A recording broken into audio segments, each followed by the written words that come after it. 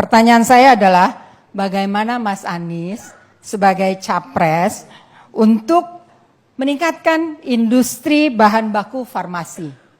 Dan yang kedua tentunya, apa strategi Mas Anies, saya mesti bilang Mas Anies, gitu, memenuhi kebutuhan alat kesehatan yang mendesak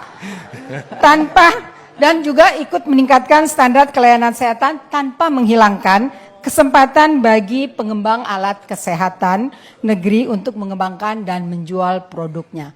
Terima kasih Mas Anies. Terima kasih. Jadi Pak Anies tadi pertanyaannya menarik. Saya jadi agak terganggu konsentrasinya nih. Bagaimana bahan baku substitusi karena sekarang masih import sangat besar, itu pertanyaannya. Lalu yang kedua mengenai alat kesehatan. Jadi kalaupun mau merubah substitusi import itu harus ada transisi. Tidak, kalau kata orang Jawa, sakdek saknyet gitu. Silakan Mas Anies. Betul. Makasih Bu Suryani.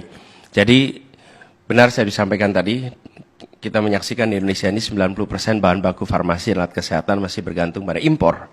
Lalu di sisi lain sesungguhnya industri bahan baku obat nasional ini sudah bisa memproduksi 8 dari 10. Jadi dari 10 yang paling banyak digunakan. Pertama begini, kami bila ini memegang kewenangan, maka nomor 1, bicara dengan pelaku usahanya. Jangan merasa paling tahu untuk melakukan regulasi ini. Pertama bicara pelaku usaha. Yang kedua, melakukan proses benchmarking, policy mana yang dilakukan di berbagai negara yang kira-kira paling efektif untuk kita kerjakan di Indonesia. Karena kita harus melakukan ini bypassing. Kita sudah terlambat, kita kalah dengan beberapa negara seperti India, di mana biaya atau harga-harga obat di sana sangat murah, alat-alat kesehatan di sana sangat terjangkau, sementara kita jauh di atasnya.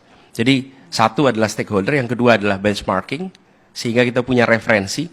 Lalu yang ketiga, serius sih untuk bahan baku dalam negeri yang dibutuhkan untuk mengganti bahan baku dari luar negeri itu kita lakukan proses pengalihan sesegera mungkin.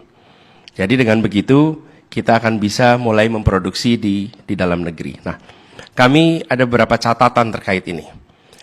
Menambah produsen bahan baku obat yang difasilitasi dengan menggunakan proses chain source. Itu satu yang dikerjakan.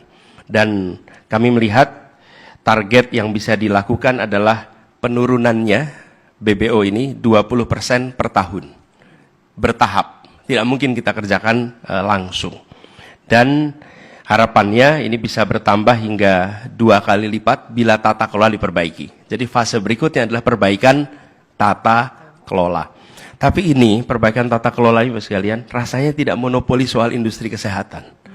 Apa sih industri yang tidak perlu diperbaiki tata kelolanya?